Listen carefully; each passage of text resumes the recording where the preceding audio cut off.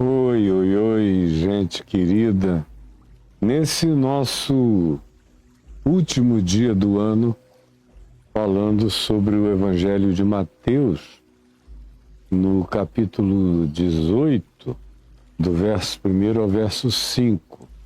Nós chegamos aqui praticamente 2 anos depois, está tudo gravado aqui no YouTube. Por falar em YouTube, que é a plataforma oficial dessa nossa sequência de Mateus e tudo mais, que tem a densidade, consistência, continuidade e um tempo de maior duração, é aqui no YouTube, com câmeras variadas e serviços que ajudam a pedagogização do processo de absorção do ensino ao qual eu me dedico aqui, para você e com você.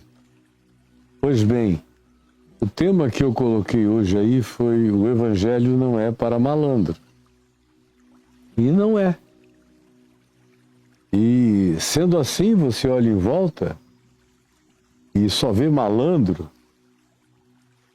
pastor malandro, bispo malandro, apóstolo malandro, obreiros malandros, é só malandro.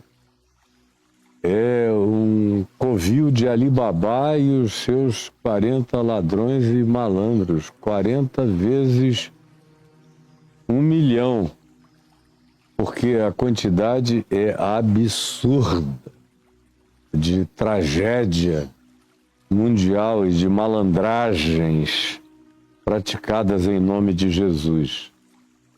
Ao contrário, quando a gente ouve, vê, lê, observa Jesus falando sobre as pré-condições, os pré-requisitos para alguém se tornar seu discípulo, você começa com ele dizendo a Nicodemos: importa-te ou importa-vos, importa a qualquer um que deseje ter acesso, ter vida, ter entrada, ter assento no que Jesus chamava de reino de Deus, no reino dos céus, que, como nós já vimos milhares de vezes, são expressões sinônimas, tem que nascer de novo. E é o que suscita aquela pergunta: pode, porventura, um homem voltar ao ventre materno e nascer uma segunda vez? Como é que isso pode acontecer? Que milagre é esse? De onde vem essa história de nascer de novo? É o que pergunta Nicodemos a Jesus na sua perplexidade. E Jesus diz: Nicodemos, tu és mestre de religião, mestre de teologia, tu és um dos principais da academia, és um dos rabinos mais cultos. Tu és uma das figuras político-religiosas mais respeitadas do Sinédrio em Jerusalém, e tu não sabes essas coisas básicas da espiritualidade do reino de Deus? Você chegou aqui pisando em letras, erigindo o seu caminho feito com páginas de escritura? Você chegou aqui com memorização da Bíblia? Chegou aqui aprendendo os ensinos dos rabinos que te precederam? Foi isso que te trouxe aqui? Foi esse currículo em função do qual você é glorificado como mestre em Israel, que te trouxe até aqui, mas você não sabe dessas coisas básicas sobre novo nascimento? Ainda me perguntas se é preciso nascer, voltar ao ventre materno e nascer segunda vez? Não é disso que eu estou falando.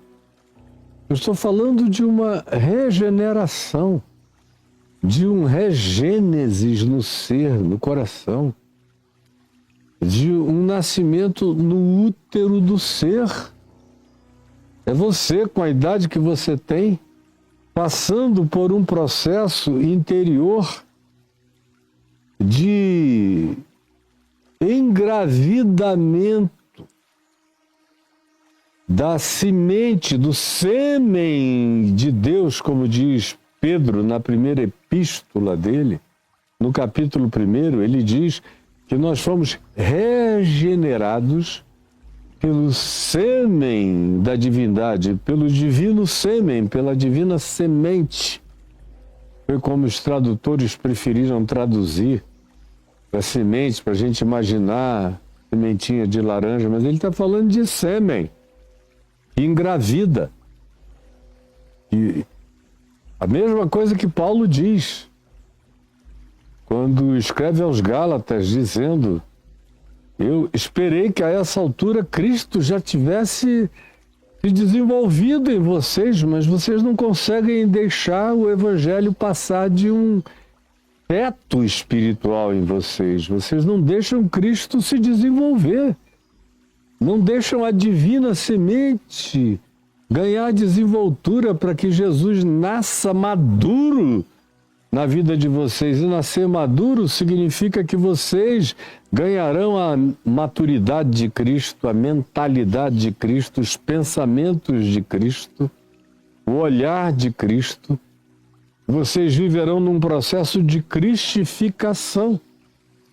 Então é novo nascimento, e é esse regênesis do coração. A outra palavra que Jesus, que especialmente o apóstolo Paulo usa, mas Jesus usa também, é regeneração.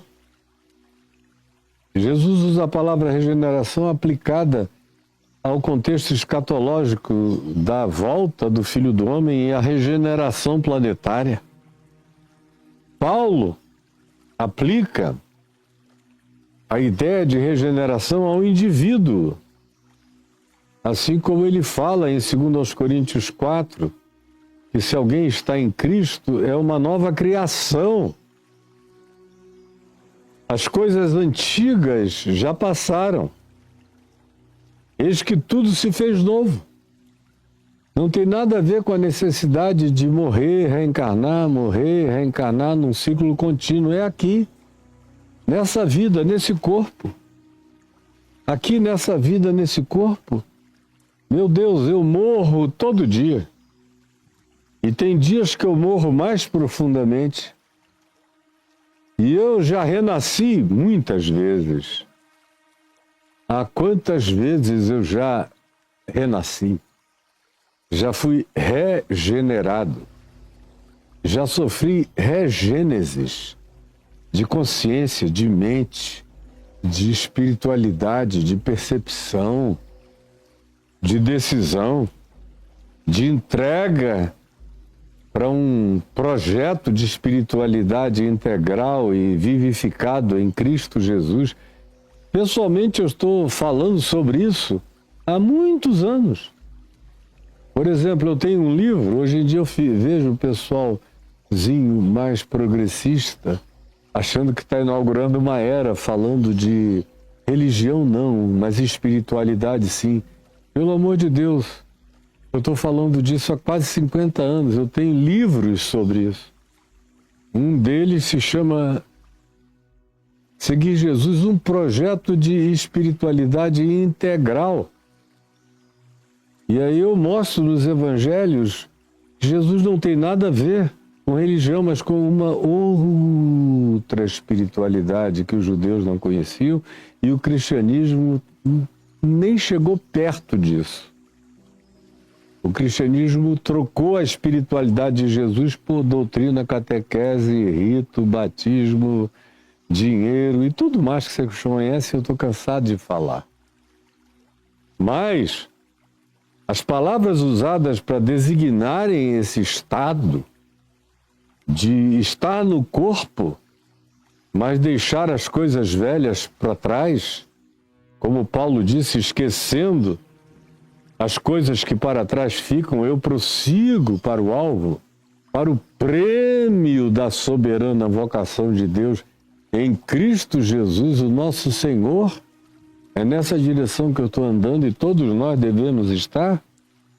Então é novo nascimento, é regeneração, e ele vai criando outras linguagens que são igualmente sinônimas para descreverem essa nova criação, essa nova criatura.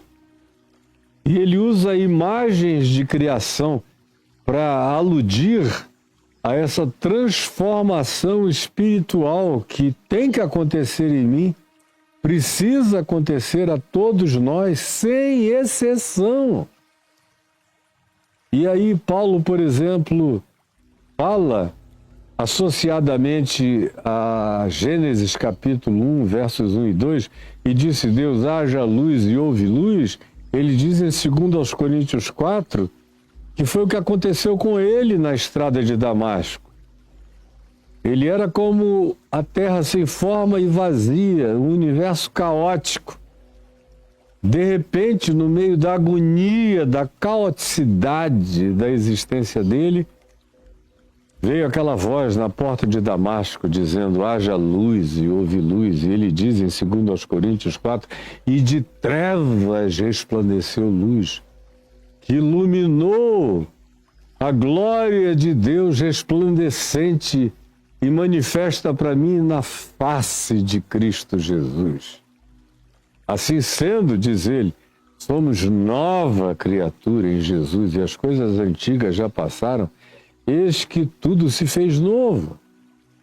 Ele usa também a imagem de alguém que nasce arrancado por fórceps. Estava em estado de sofrimento, que era o caso de Paulo, não conseguia nascer, com ódio, brigando, matando cristãos, aprisionando, torturando. Ele virou o brilhante Ustra do judaísmo, matando gente e se jactando disso. Paulo, antes de encontrar Jesus, foi o cara mais horroroso, presente ali na Jerusalém dos massacres, antes da conversão dele. Não é à toa que eu estou dizendo, talvez o brilhante Ustra fosse criança, perto do que Paulo diz em Atos e em 1 aos Tessalonicenses que ele fez. Coisas horrorosas. Obrigava os cristãos a blasfemarem. E quem não blasfemasse, ele torturava. E quem aguentasse a tortura, ele mandava matar ou ele próprio matava. Então ele é um ser irregenerável, é um ser sem esperança. E ele diz que para ele nascer, teve que ser arrancado assim com fórceps, tirado à força. Ele diz isso em 1 aos Coríntios, no capítulo 15, quando ele fala das manifestações da ressurreição de Jesus, e apareceu a Pedro, e apareceu a Tiago, e apareceu a alguns irmãos, e aí vai descrevendo todo mundo. Apareceu a mais de 500 muitos irmãos de uma vez só, dos quais a maioria ainda vive hoje enquanto eu estou escrevendo a vocês, ó Coríntios. Estão vivos, a maioria, na Galileia, que viram e conviveram com o Cristo ressuscitado dentre os mortos durante aqueles 40 dias. E depois de todos, ele diz, e depois de todos, ele diz, e depois de todos, foi visto também por mim, na porta da entrada de Damasco, quando aquela luz veio e aquela mão me agarrou no ventre do ódio, da agonia, da vingança, do fanatismo, do zelo, do judaísmo desalmado, matador, torturador, horrendo contra todas as expressões que fossem diferentes do culto que eles praticavam, as suas doutrinas, dogmas e catequeses, ao seu culto ao templo, ao seu culto à religião, ao seu culto ao rito, ao seu culto ao sagrado, ao qual eu me dedicara. Aí, de repente, indo eu buscar mais crentes para matar, e os crentes daquele tempo não eram esses malandros, calhordas dos dias de hoje, era gente sincera, se entregava para morrer, a sua maioria. Quando de repente aquela luz brilha ao derredor e Big Bang, e aquela voz estronda dentro de mim, e à volta de mim houve luz. E eu, na escuridão das minhas trevas, no vazio da total falta de referência, fui agarrado pelo amor de Deus e puxado para a vida, para a experiência do Jesus ressuscitado, para a comunhão dos seus sofrimentos e para a alegria poderosa e inabalável da sua ressurreição. É assim que isso é descrito.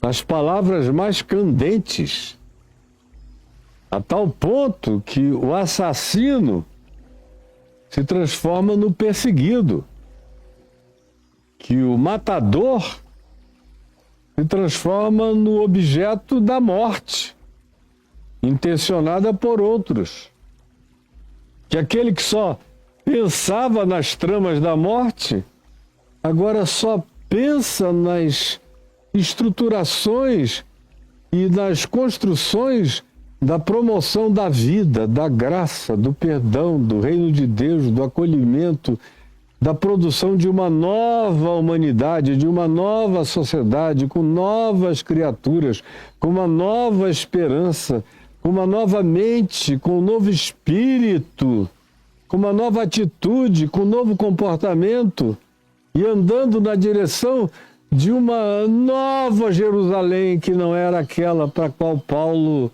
não queria mais voltar, porque só gerava para a escravidão, para a morte, para o ódio, como acontece até aos nossos dias. Só gera para morte e destruição.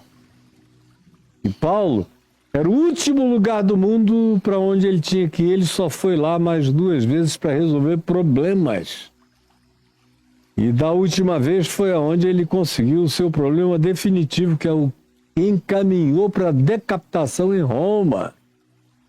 Era a cidade do assassínio dos apóstolos e dos profetas, um lugar terrível que crente adora porque não entende nada, não entendeu o evangelho.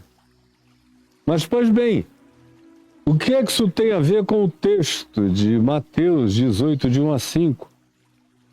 Que eu vou preferir hoje adotar o texto de de Lucas, um texto de Lucas, capítulo 9, de 46 a 48, e conta a mesma história, de maneira até mais reduzida, resumida, mas muito mais candente diante da minha percepção. O que é que eu disse nessa introdução tem a ver com o que Jesus diz aqui? Preste atenção. Se você não estiver com ouvidos mocos, você vai entender completamente. Diz assim o verso 46 de Lucas 9. Levantou-se entre os discípulos, entre eles, uma dissensão, um desacordo radical, uma discussão. O diabo entrou onde tem diabo, que começa com esse prefixo di. Quase tudo que começa com di determina no prefixo divisão, como é o caso de discussão, como é o caso de dissensão. Houve uma dissensão. O senso comum foi rachado. De repente, eles se partidarizaram. E não era um grupo contra o outro, eram todos uns contra os outros. Foi entre eles que isso aconteceu. E o tema é patético. Era patético na presença de Jesus, com eles andando com Jesus. Foi patético durante esses 2000 anos, quando esse tema jamais foi vencido. O que a gente vai ver hoje é um tema que nunca foi vencido. E não tem ninguém aqui me assistindo que já não tenha visto isso se manifestar. Não apenas numa dissensão, mas hoje em dia eles fazem isso e levam as vias de fato, eles brigam. Eles vão para os tribunais. Eles processam uns aos outros. Eles saem no tapa. Eu conheci líderes religiosos quando eu era presidente da Associação Evangélica Brasileira, líderes das maiores denominações do Brasil, que contratavam pessoas para darem surra em pastores, líderes de certos campos, com milhares de membros, para o cara assinar um documento transferindo templo, banco, igreja, papagaio, 60 mil crentes para o domínio desse outro pastor. Houve um deles que levou um pastor idoso de 70 anos para o porão da igreja, amarrou o cara e mandou os seguranças dele, uns grandões enormes. É mania de pastor pentecostal ter segurança, não sei para quê.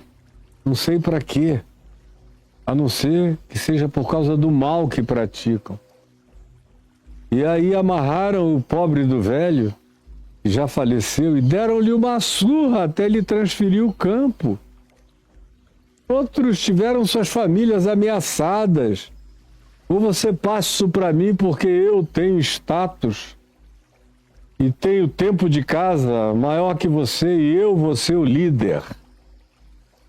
Você está pensando que eu estou de brincadeira? Não foram 4, 5, 6 casos, são milhares de casos.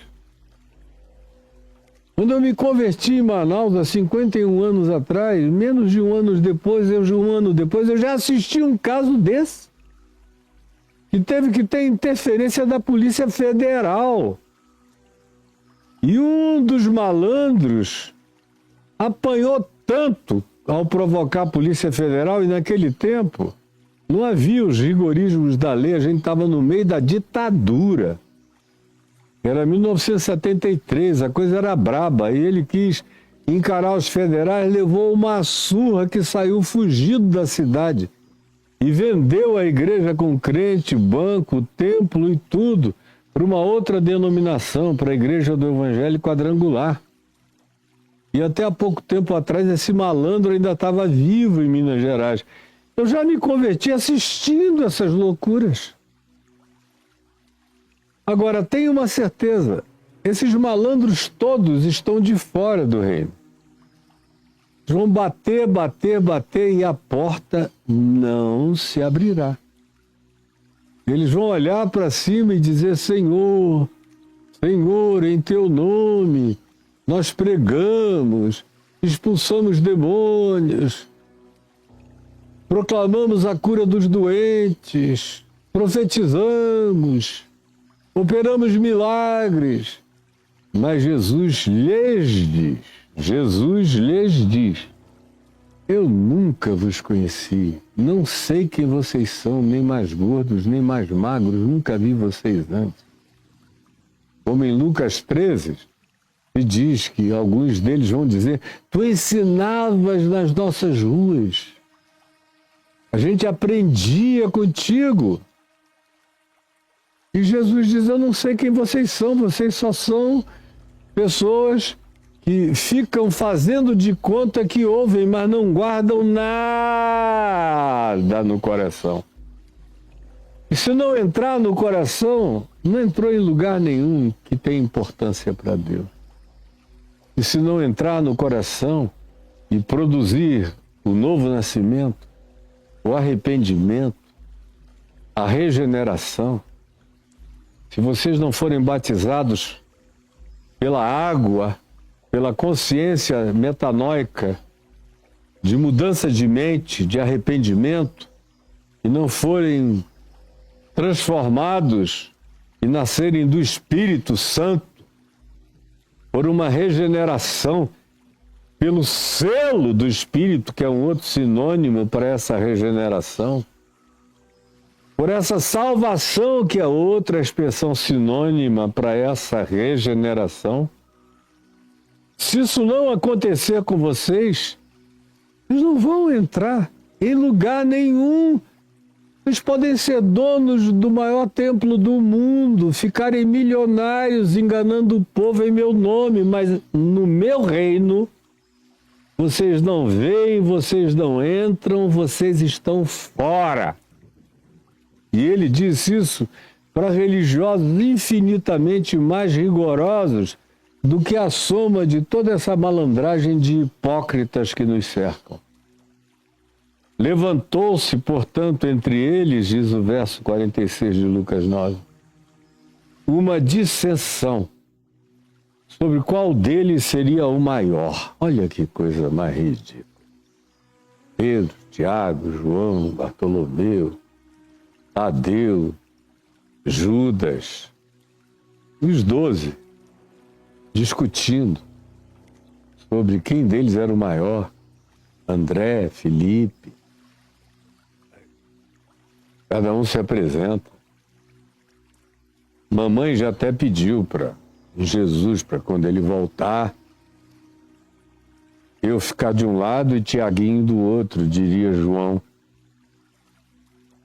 nesse reino celestial. Não tem coisa mais nojenta. Não há sinal de retardo, de imaturidade quase irrecuperável do que essa aqui. Porque dado o tempo decorrido e dado tudo o que eles já tinham visto e ouvido, não é possível. Tem realmente o que Jesus disse que eles tinham, quando os chamou de retardados de coração, quando os chamou de bloqueados cognitivamente falando. Ou a última alternativa, ou tendes o coração endurecido, empedrado, porque não é possível. Eu ensino e não entra nada nem no coração de vocês que dormem comigo. Como também, tanto mais quanto o cara frequente a igreja, pior ele fica. Porque essa é uma tentação para aqueles que acham que andam com Jesus. Essa não é uma tentação para ateus, não é uma tentação para agnósticos, não é uma tentação para filósofos brigando para saber qual deles é o maior no reino dos céus. Eles não estão nem aí, eles brigam para saber qual deles é o mais culto, é o mais acadêmico, é o que tem mais relevância intelectual, é o que trouxe alguma contribuição mais importante para o mundo do pensamento e da cerebração. Mas nesse nível patético aqui, só dá em crente ou em gente da religião. Aí dá no islamismo também. tem muitos ministros islâmicos querendo ser os maiores. Dá em rabinos. Quantos rabinos eu conheço que, meu Deus, tem um empavonamento nojento. Eu conheço alguns deles. Inclusive o rabino-chefe do Muro das Lamentações, o Rabinovich, com quem eu já tive conversa, entrevista, papo, já fizemos até gravação juntos, em 2009. E eu saí da sala dele dizendo para Adriana, meu Deus, que homem mais empavonado, arrogante e cheio de soberba, e crendo que ele faz parte de uma categoria supra-humana. Me deu vergonha alheia quando eu ouvia as respostas empavonadas do indivíduo. O meio cristão nem se fala. O cristianismo é a história da arrogância, da soberba, do empavonamento, de quem é o maior, qual é a maior igreja, o maior ministério, quem arrecada mais, quem tem mais gente no culto, quem batizou mais gente. É tudo comparativo, é tudo contabilizado, é tudo medindo o ombro um do outro, é todo mundo vendo quem é que tem a maior. É pavoroso, é menos que adolescente, é um retardamento diabólico. E só pode ser completamente explicado por um ceder de espaço interior e espiritual para a ocupação demoníaca do ser. Você vê comparação e disputa cada vez mais na nossa sociedade competitiva, estimulada pelos coaches, a que você seja melhor do que os outros. Você ultrapasse, você ganhe mais, você tenha mais likes, você tenha mais seguidores, você arrecade mais fundos, você tenha cursos que sejam os mais vendáveis, tudo é competição, é corrida de cavalo, e vocês não passam de cavalos nessa disputa cabeça com cabeça, e lá vão vocês, sem ter nada a ver com Jesus ou com o reino de Deus. Sem falar naqueles que se acham mais espirituais e mais sublimes do que os outros. E são aqueles que entram nos concursos de piedade, concursos de devocionalidade. É coisa rara, antigamente tinha mais. Mas concurso de sapiência espiritual. Ou alguns que aprendem teologia para transformá-la em instrumento de impressionamento do outro ignorante, sob o pretexto de que você vem carregado de uma espiritualidade, de um conhecimento superior, mas não passa de uma demonstração de avantajamento, vantagem de avantajamento diante das pessoas. É patético. É horroroso. Qual de nós é o maior? Pelo amor de Deus, e Jesus presente. E Jesus já tinha ensinado tantas coisas a ele. Olha, quem não morrer para essas idiotices não tem parte comigo. Quem não tomar a sua cruz e seguir não tem parte comigo. Quem quiser ser o maior será o menor. Os primeiros serão os últimos serão os primeiros. Quantas falas de Jesus remetiam para o mesmo lugar, mas eles não conseguiam abrir mão? Como se você for conversar com toda a liderança do cristianismo mundial, e eu já tive a oportunidade de conviver no meio da maior liderança do cristianismo mundial que já se produziu no século XX, que foi provavelmente um dos séculos mais carregados de liderança mundial no planeta. E eu estava lá entre os maiores. assentado na mesa dos mais importantes, e ali naquelas mesas eu ainda via arrogância, soberba, comparação, para ver quem era o mais importante, o mais relevante, o mais significativo. Em todos os lugares. Até mesmo entre os teólogos da libertação que estavam supostamente trabalhando pela emancipação dos pobres, pela emancipação humana, mas a quantidade de disputa para ver quem era o mais importante e relevante dos teólogos da libertação, promovendo a emancipação do pobre, mas eles em si se comparando. Nojento. Se você for para dentro das instituições religiosas, então, sínodos, presbitérios, juntas, grupos, diretorias de igreja. E aí, nesse caso, hoje em dia, cada vez mais, quanto mais o diretor da igreja tem a grana, maior ele é naquele ambiente. O pastor bota o rabinho entre as pernas quando é igreja presbiteriana, batista, metodista, luterana, episcopal, congregacional. Eu não estou falando das pentecostais nem neopentecostais.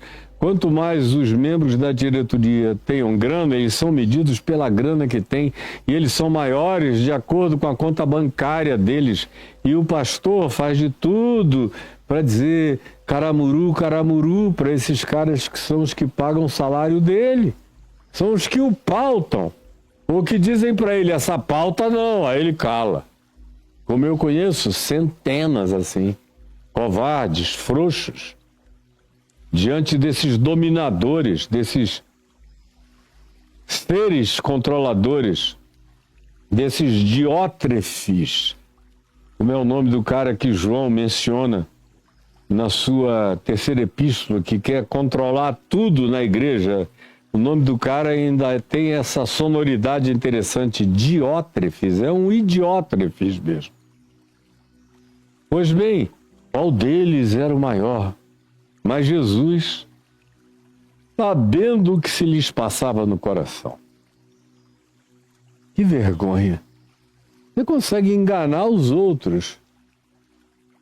Consegue, às vezes, botar uma cara, essa máscara hipócrita de falsa piedade e chamando os outros de "oh, meu amado", se bem que isso é só nas igrejas ainda históricas e de fisionomia puritana, porque nas pentecostais e nas neopentecostais o que prevalece é palavrão, e eles te mandam mesmo é para papá que te pariu, eles te mandam mesmo é vai não sei o que seu filho dá, é tudo daí para baixo. Nenhum pudor.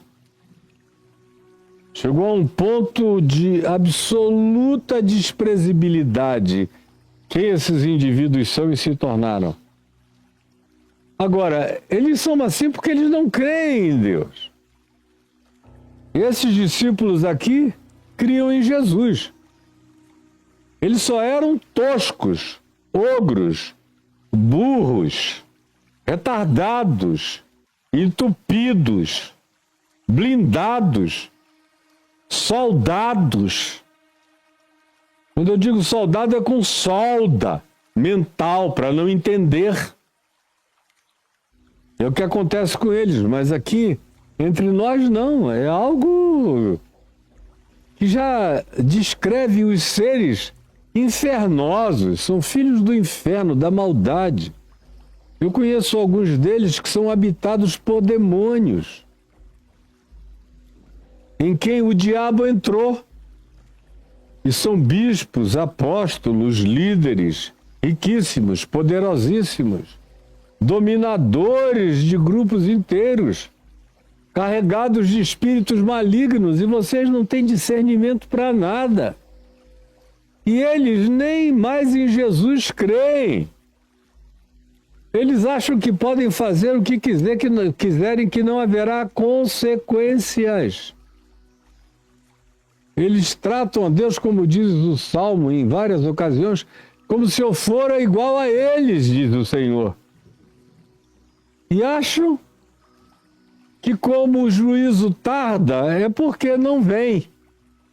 E em não vindo, eles podem ficar cada vez piores. E eles manifestam esse horror deles com essa soberba que Paulo diz é o pecado essencial do diabo, é a soberba. Por isso ele diz, não ordenem gente imatura para o ministério, neófitos, para que eles não caiam na condenação do diabo. E logo, logo, como eu vejo aí na internet, uns garotões andando para lá e para cá, todos requebrosos no palco. São seres que a palavra palhaço é completamente inadequada na sua mansidão para descrever o diabolismo desses jovens que reúnem milhões ensinando mentira e se colocando como eu sou o mais poderoso, eu recebi unção incomparável e o povo lá aplaudindo, aplaudindo. Está todo mundo perdido se continuarem assim. Quem vai assentar na mesa do reino de Deus são todas as meretrizes, pecadores, todos os que eles consideravam os perdidos são os salvos do reino de Deus. E eles que se consideram os salvos são os perdidos, que vão ficar batendo na porta e não vão entrar na casa do Senhor. Não vão.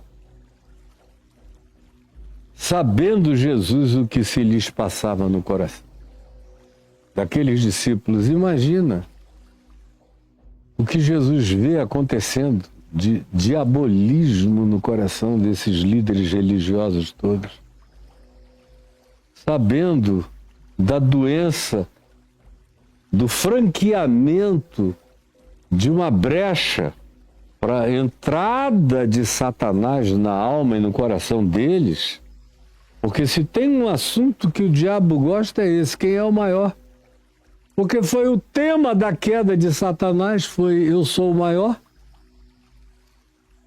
eu ficarei maior que o Altíssimo, eu sou o mais belo de todos, ele é o grande narciso supracósmico, ele vive disso, se alimenta disso.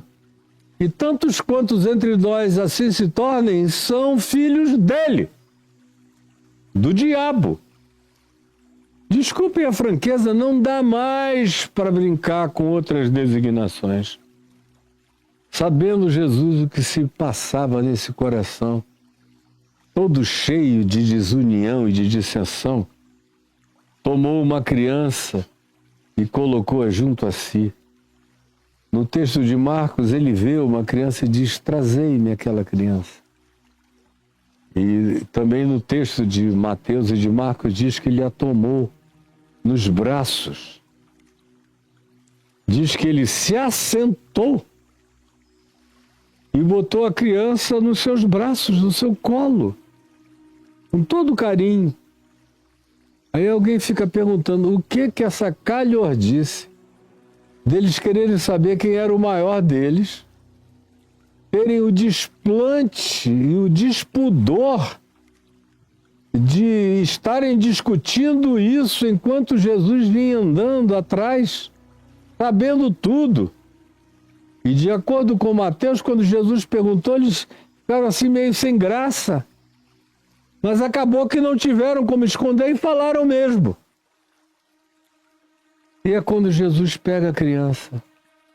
Por favor, me passem aquela criança. Eu coloco aqui sentada no colinho dele.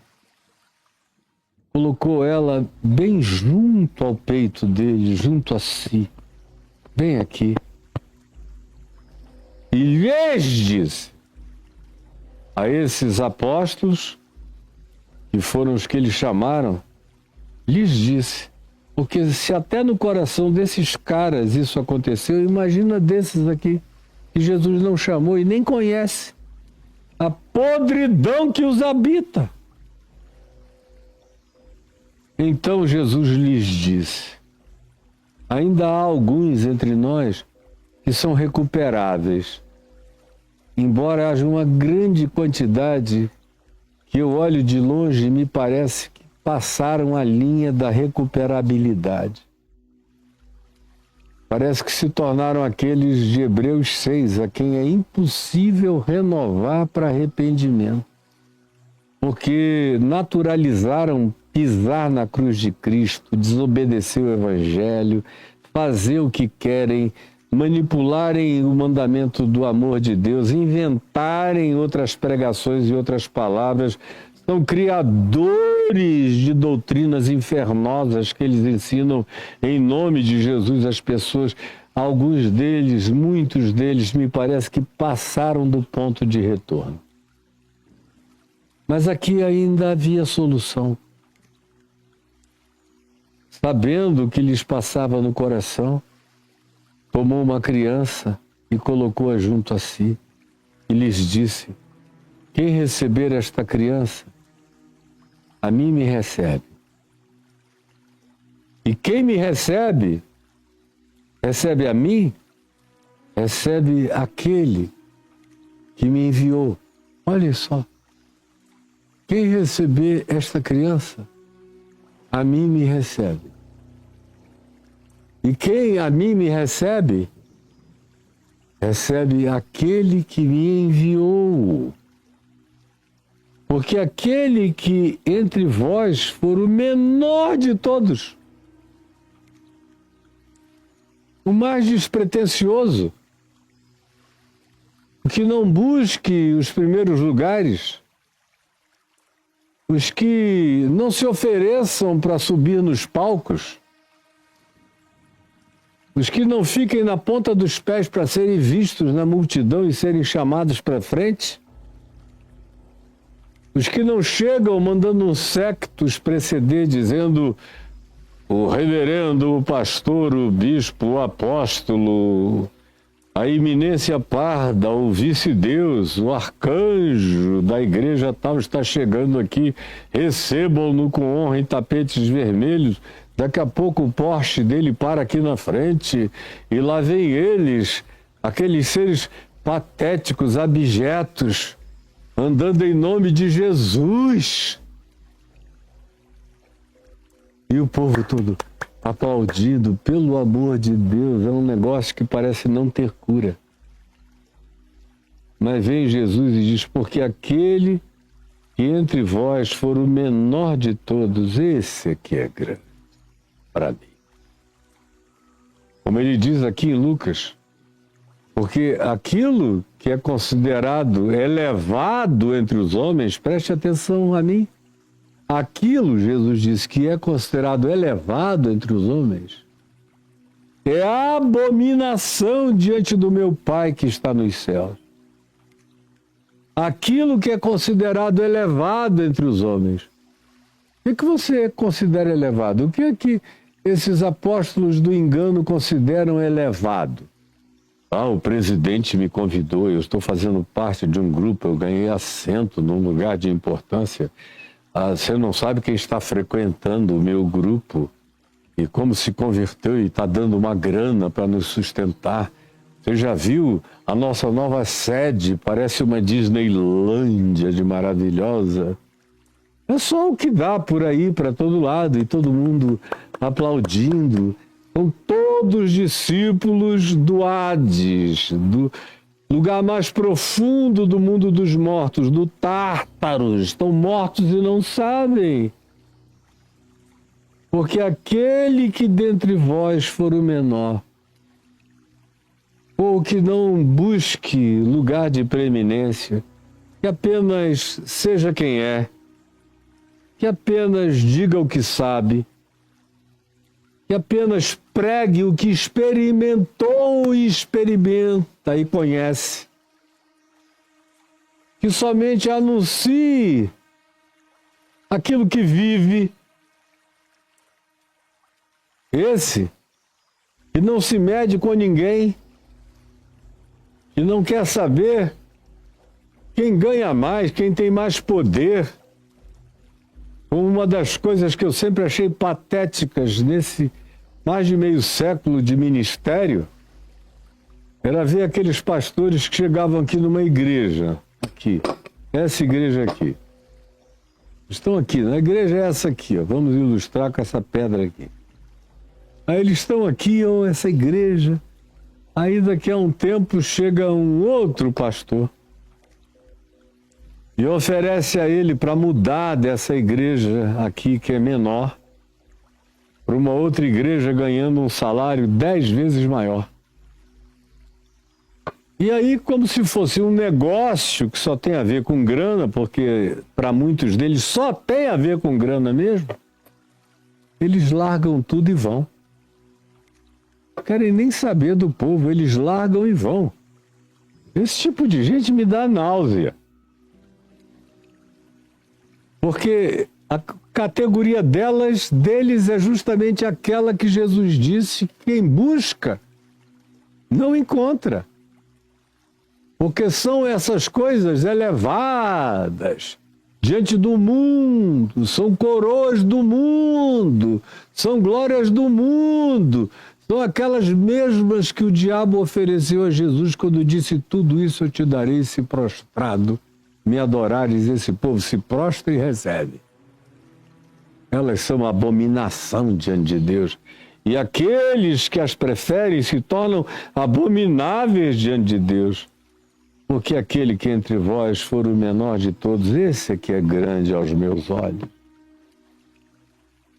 É o que entra no seu quarto, é o que fecha a sua porta em secreto, é aquele que fala com o Pai que está em secreto, é aquele que não toca a trombeta, é aquele que tem discrição, que não faz alarde, que tem pudores na prática dos dons espirituais, que não é histriônico, que não é gritalhão, que não é histérico, que não é um ser enlouquecido, correndo de um lado para o outro, de um alucinado, de um palco de loucuras e de promessas mentirosas para enganar esse povo que não entende nada, achando que isso que é glorioso. E olha como está cheio, como vem me ouvir, como eu sou cada dia mais bem ranqueado. Esses se tornaram abomináveis diante daquele a quem Jesus chama de meu Pai que está nos céus. Porque para mim e para o meu Pai, se alguém quiser ser o maior, se torne servo de tudo. Se torne o mais despretensioso. E faça tudo por amor e não por dinheiro. E faça tudo por compaixão e não por vantagem. Que faça tudo sem levar em consideração o poder ou a conta bancária daquele que supostamente está sendo ajudado e que pode retribuir. Não, que não fazem acepção de pessoas e ajudam a quem quer que chegue primeiro na sua necessidade. Esses que o Pai prefere são esses seres humanos que, em geral, passam anônimos pela face da terra. São samaritanos que ninguém conhece o nome entre os sacerdotes de Jerusalém. Nem mesmo, talvez, ele fosse conhecido em Samaria, mas ele faz o bem a quem está caído no chão a si mesmo. Porque ele não está preocupado em ser visto nem filmado. Ele só vê que tem uma pessoa em necessidade e ele pode socorrer e ele socorre. Esses são lindos diante do meu Pai que está nos céus, diz Jesus.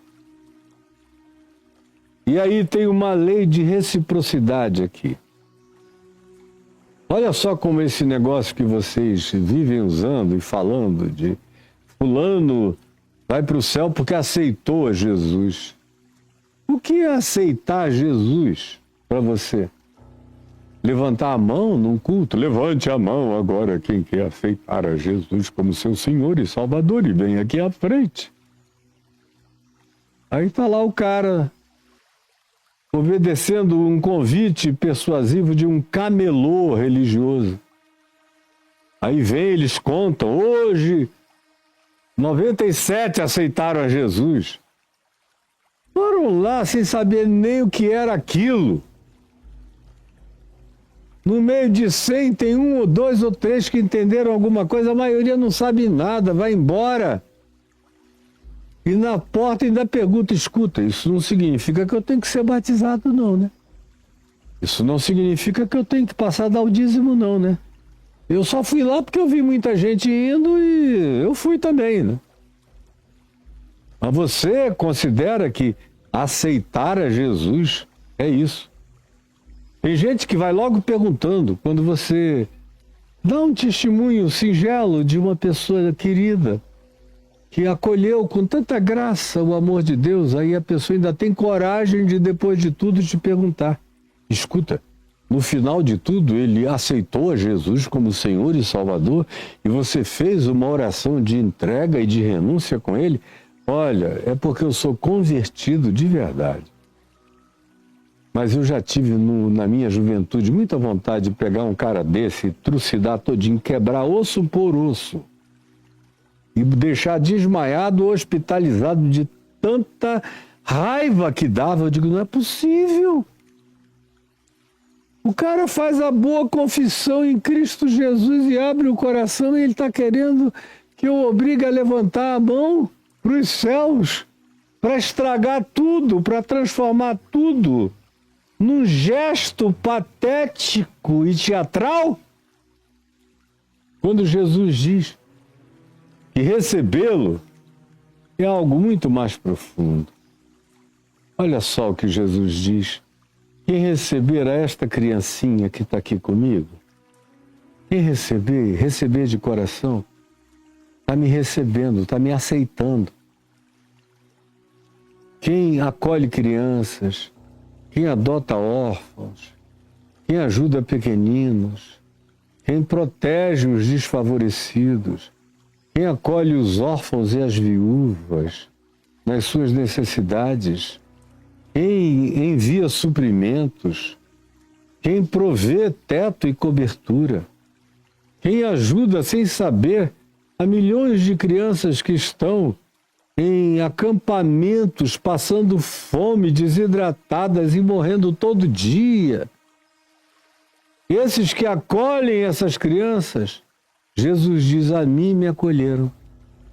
Os que ajudam, e os que vão, e os que pegam, e os que abraçam, e os que vacinam, e os que dão soro de revitalização, e os que cuidam das feridas, todos esses em todos os lugares, os que veem uma criança ser maltratada por pai e por mãe, tomam providências de proteção genuína e de acolhimento real.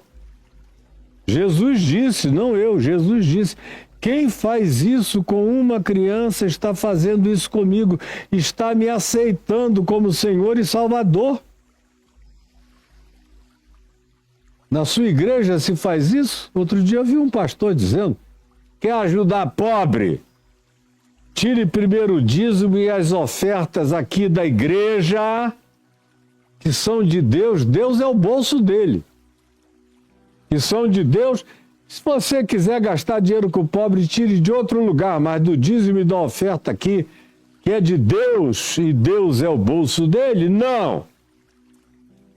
Não se tira dinheiro de dízimos e ofertas para ajudar pobre. Pobre que se dane. Parece até um personagem do Chico Anísio, esses caras todos. Se tornaram figuras que no passado eram apenas caricatura do Chico Anísio ou do Jô Soares, mas se tornaram todos reais, concretos e verdadeiros. E aí você acha que levou alguém a Cristo porque fez um cara premido pelas circunstâncias, aflito, sem alternativa, envergonhado no meio de uma multidão, levantar a mão assim. Aí o outro, aceitou mais um nome escrito no livro da vida. Porcaria nenhuma. Nem o teu e eventualmente nem o dele. Ele com muito mais chance de ser alguém cujo nome é escrito no livro da vida do que o seu, que é um mentiroso falastrão. Quem recebe uma criança recebeu Jesus. Imagine aonde o nome de Jesus nunca foi ouvido na face da terra, o nome. JESUS, no planeta inteiro não foi ouvido por mais da metade dos habitantes do planeta Terra. Agora, os que não ouviram, não aceitaram Jesus ainda? Pense na quantidade de chineses que estão cuidando de chineses, de indianos que estão cuidando de crianças indianas, de asiáticos de todos os tipos, países, línguas, culturas e nações que estão cuidando de crianças necessitadas e de pobres e de órfãos e de viúvas. Pense. Pense na quantidade enorme de gente agnóstica, ou sem fé, ou sem religião, ou ateus até, cuidando de gente que não tem como se cuidar. Jesus está dizendo, esses aqui me receberam. Esses aqui eu conheço.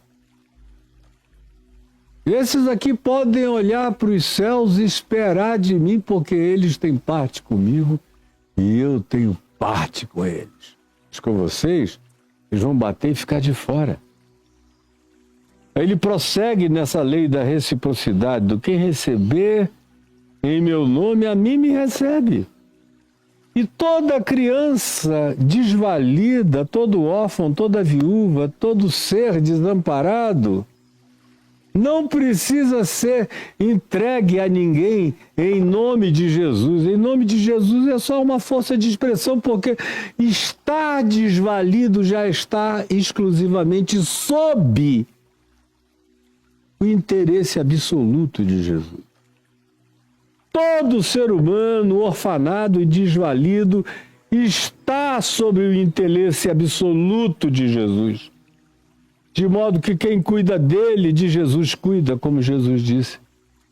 Vinde benditos do meu Pai, porque eu tive fome e me deste comer, tive sede e me deste beber, eu estive nu e me vestiste. E vocês sabem a sequência toda. Aquele que receber a um desses pequeninos, a mim me recebe. A mim me recebe. E quem receber a mim, neles. Quem receber a mim, neles. Quem receber a mim, neles, recebe a mim. E aquele que me enviou, fecha-se um ciclo.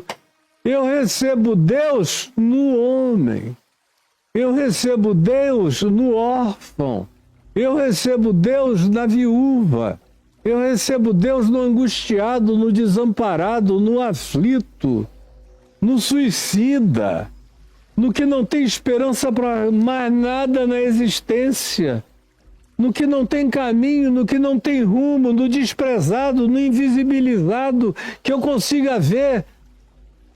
Quem quer que os veja, quem quer que os receba, quem quer que os acolha.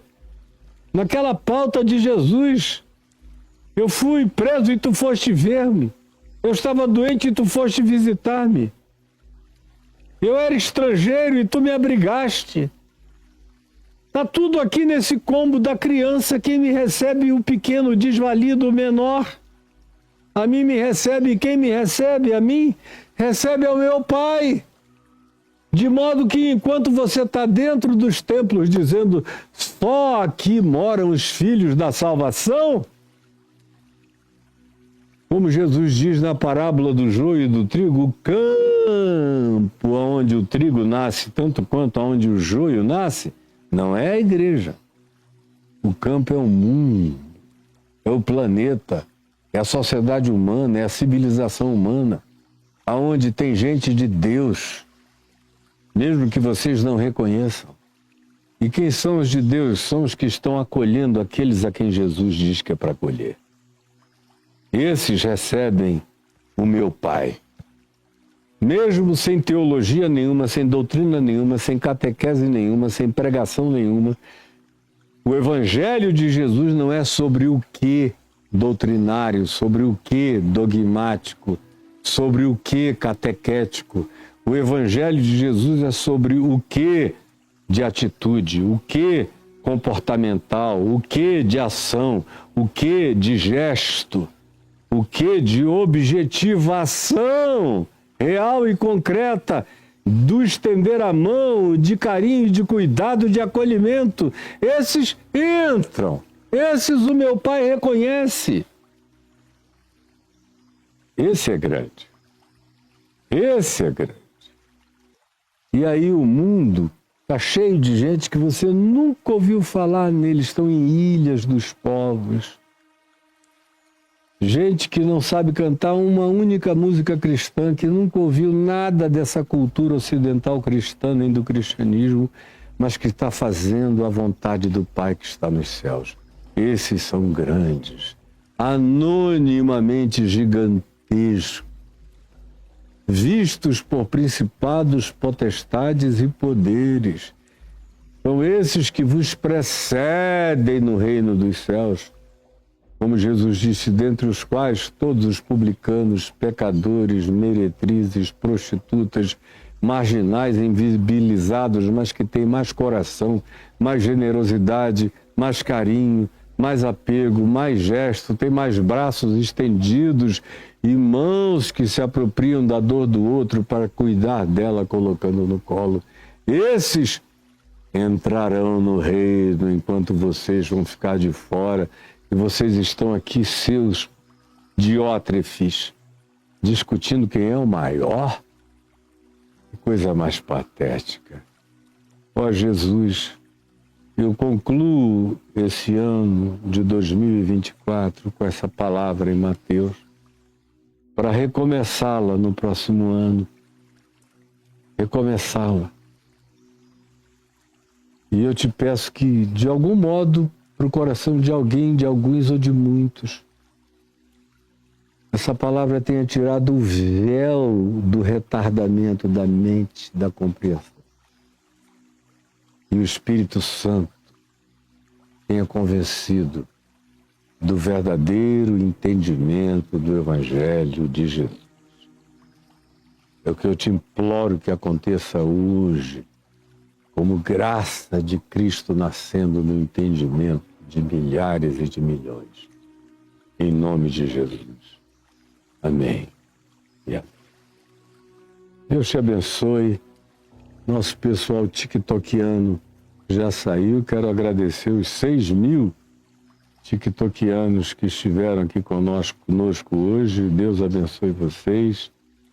E muito... Olha... Muito obrigado e Deus abençoe vocês, mesmo. E agora eu quero pegar uma coisa aqui, ó. Eu prometi à minha mulher que ela postou e eu não esqueceria de jeito nenhum. Então tá aqui as contribuições. Vocês estão vendo passar aí esse Pix do CPF. O Pix do CPF foram alguns amigos, como Carlos Bregantin, que me pediram para colocar aí. Ele disse, bota lá, quem sabe, quem quiser ajudar você pessoalmente, você e Adriano o farão. Então, tá aí o objetivo, como é CPF, é pessoa física, tem a ver comigo e com a Adriana, por enquanto.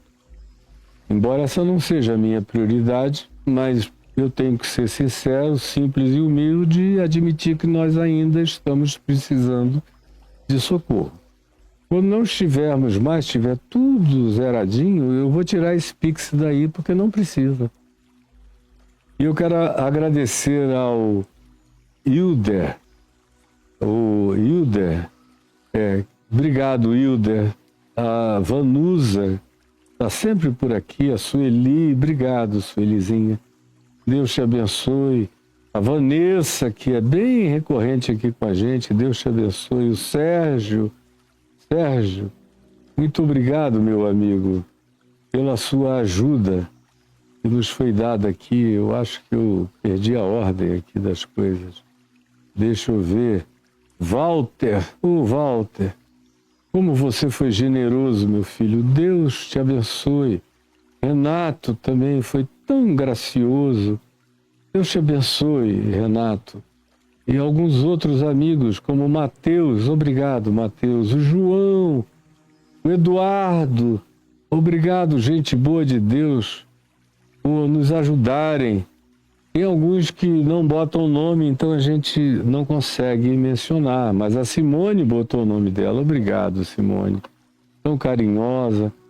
Vanessa sempre repete, ela é recorrente. O Nelson, obrigado, Nelson. A Isabel, o Hilder, obrigado, Hilder, pelo seu carinho. E o Hilder de novo fez outra 2 dias depois. Vanusa de novo. Sueli, brigadíssimo pela sua generosidade. Serjão. E infelizmente alguém aqui que não botou o nome para eu poder agradecer. E obrigado de coração a todos vocês que têm feito isso, regularmente nos ajudando. Que o Senhor Jesus nos abençoe e os guarde. O Pix é esse aí. Quem quiser fazer alguma coisa, sabe o que fazer. Agora muda para o CNPJ, que aí eu tenho um interesse redobrado, porque tem a ver com ajudar o meu ministério. O que é o meu ministério? É o que eu faço aqui, ó. Que chega até você, é distribuído em tudo que é plataforma, em todas elas, nos aplicativos, em dezenas, centenas, milhares de pessoas e de grupos que recebem e-mails que vão para todos os lugares. Para quê? Para ajudar a sustentar o que eu faço, porque tem gente trabalhando, eu não consigo fazer nada sozinho. Nada. Para eu fazer tudo que eu faço, para que o potencial do que eu faço cresça centenas de vezes mais, eu preciso de gente me ajudando. E esse é o meu ministério, está aí o CNPJ, para você entrar, anotar, contribuir. E o Edivaldo está lá, a gente está querendo, a gente paga todo ano, desde sempre, o 13º para todo mundo que nos ajuda. Então, por favor, seja generoso, mais generoso do que você é comigo, seja com o ministério. E chega a outros que precisam tanto de sustento, que tem casa, tem mulher, tem filhos e que se doam integralmente para fazer tudo isso crescer, aumentar e atingir a outros muitos. E agora, também tem outros modos de ajudar o meu ministério, que você escreve aí, caiofab.com.br, no seu navegador, já escreveu aí? Cai aí no meu blog, no meu portal. E lá em cima está clicando o cursorzinho ali, ó, contribuição, contribuição, clica. Aí aparece aí os 2 bancos, Santander e Banco do Brasil, com os seus respectivos números de conta. Facílimo quem opera isso, tem gente que operou já isso bilhões de vezes antes de haver Pix. Mas tem gente que ainda prefere usar o banco. Se você é um desses, está aí, disponível para você. Clique agora a tarja preta. É para você ficar bem calminho. Passe por esse log verde e aí outra vez aparece o Santander e o Banco do Brasil com as mesmíssimas informações e abaixo cartões de crédito para quem prefere ainda usar o Visa, o Mastercard, o American Express, o Diners Club, ou o cartão Elo para uma contribuição mensal ou aquelas contribuições programadas e planejadas. Abaixo tem o PagSeguro e para quem está em toda a terra nos vendo e ouvindo tem o PayPal e você pode ajudar para contribuir com a gente. É isso, para contribuir com o meu ministério, esse teu irmão que está ensinando o Evangelho para você, de graça, porque o que eu digo não tem preço. Quanto é que você acha que custa o que eu te ensino aqui do Evangelho? Procura no mundo inteiro quem está ensinando a mesma coisa. Procure, pode ir atrás, no planeta. Se você encher uma mão, eu vou ficar muito feliz. Na maioria das vezes não há nenhuma prepotência minha, é que infelizmente eu sei que o Evangelho foi calado na terra inteira e foi substituído por essas mentiras demoníacas anunciadas em nome de um Jesus que é um diabo com cara de Jesus, de acordo com a projeção cultural do Jesus de vocês. Agora, eu quero que você faça parte de uma coisa que vai mudar a sua evolução na vida, que vai catapultar você para andares e dimensões superiores que só são alcançadas de maneira sistemática, pedagógica, contínua e ininterrupta. Para isso existem os meus cursos. Como é que você entra neles? Tem gente que ainda pergunta até hoje, apesar de eu repetir todo dia. Escreva aí caiofab.com.br/cursos. Escreveu? /cursos. Enter.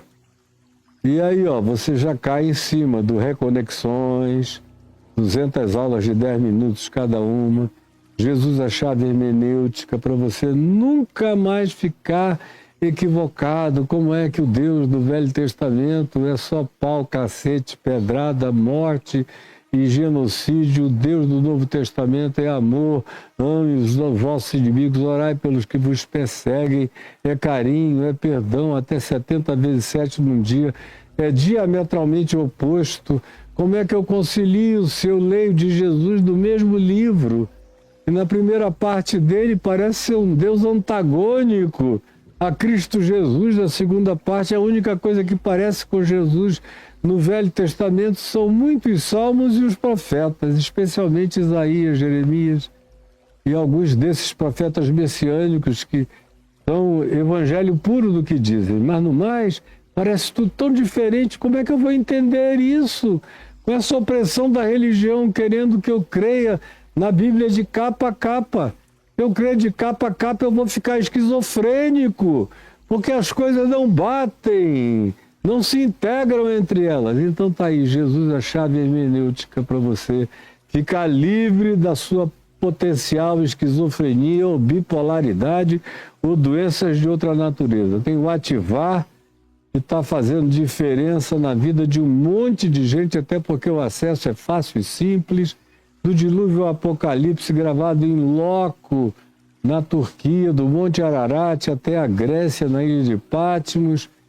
O que é o medo de quê? Que é uma das piores coisas para nos prenderem, nos paralisarem, nos atrofiarem na vida, é o medo. Fique livre do medo nesse Natal, atravessando o luto. E há uma quantidade enorme de outros cursos. Eu queria que você pegasse esses cursos tanto para você, quanto, olha aqui para mim, pegue e dê de presente para famílias amigas. Pegue e dê de presente para famílias amigas. Tem gente que diz, você recomenda alguma coisa? Bom, para iniciar com a família amiga, pegue esse aí do Dilúvio ao Apocalipse, ou pegue aquele outro que antigamente se chamava Desvendando Israel, que é uma série de documentários, e está com outro nome aí, eu não me lembro agora qual é o nome, deixa eu ver se eu acho por aqui. Tem o Tabu do Suicídio, No Divã de Deus, e tem um que é sobre Israel, só sobre lugares onde Jesus pregou, na Galiléia, em outros lugares. Mas pegue qualquer um deles vai ser edificante para os seus melhores amigos. Faça isso hoje. Mande de Natal, você envia o link, não tem que ser pelo Mercado Livre, é um link. E ele vai abrir, vai começar a ver no Natal, vai fazer uma diferença enorme para essas familhinhas amigas suas, tá bom? E eu vou parando aqui, hoje, no dia de hoje, com você. E amanhã eu vou ter o meu Natal aqui em casa, com minha mulher, com alguns netos, e no Réveillon de novo, e nos preparando para aqui no dia 11 de janeiro, aqui entre essas colunas, a minha neta Helena Sicário. Ela que cresceu nesse jardim junto com o Mateus e os outros netos, ela inaugurou, não tem planta que eu não tenha plantado aqui com a mãozinha da Helena. Tem marca dela aqui em tudo que é lugar, e ela, eu quero casar no jardim. E o vovô está preparando tudo para o casamentinho da minha netinha linda com 25 anos. E aí vem todos os tios, vem todo mundo, nós vamos encher a casa, casa da minha filha Juliana, casa da minha filha Bruna, várias casas de família vão ficar cheias para agasalhar os 6 filhos, os 6 netos e os agregados, os adjacentes e os familiares, sem falar na multidão que vai ficar dos Airbnbs aqui em volta. Dia 11. E eu só vou voltar depois do dia 11, aí pelo dia 12 ou 13 é que eu vou estar de volta com vocês. Enquanto isso, continuem firmes aqui conosco, lembrando uma coisa de todo o seu coração. Você sabia que eu creio que o ano de 2025 pode ser muito difícil. Eu creio que a gente terminou o ano com esse monte de luzes, de drones, de objetos não identificados no planeta inteiro. Não em New Jersey, Nova York e em alguns lugares nos Estados Unidos, mas no planeta todo. Onde não são luzes de Natal. E eu creio que 2025 nos traz coisas muito mais gravosas.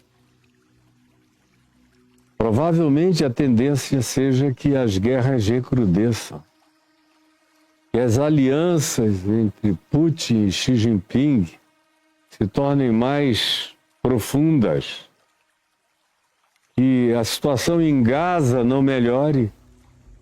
Muito difícil. O Netanyahu não quer resolver, ele quer liquidar, acabar, matar e destruir. Se ele puder, ele invade mais e mais e mais a Síria. Se ele puder, ele vai tomando conta de outros territórios. Ele é um imperialista, expansionista, colonialista. Só Deus sabe o que pode passar pela mente do governante americano no próximo ano, considerando as figuras que ele está escolhendo para ficarem ao lado dele, como Elon Musk e tantos outros, gente inconcebível. Você sabia que muito provavelmente o ano de 2025 venha demandar de nós muito mais resiliência, resistência, perseverança, discernimento, conhecimento, decisão de aprofundar as raízes do Evangelho? Você crê nisso?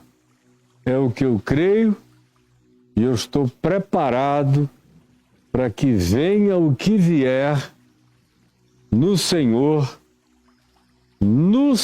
Jesus, eu seja total e completamente fortalecido e você também. Não tenha medo, não desanime. Quando essas coisas começarem a acontecer, erguei as vossas cabeças, porque a vossa redenção se aproxima. Em nome de Jesus, eu creio. Amém, amém e amém.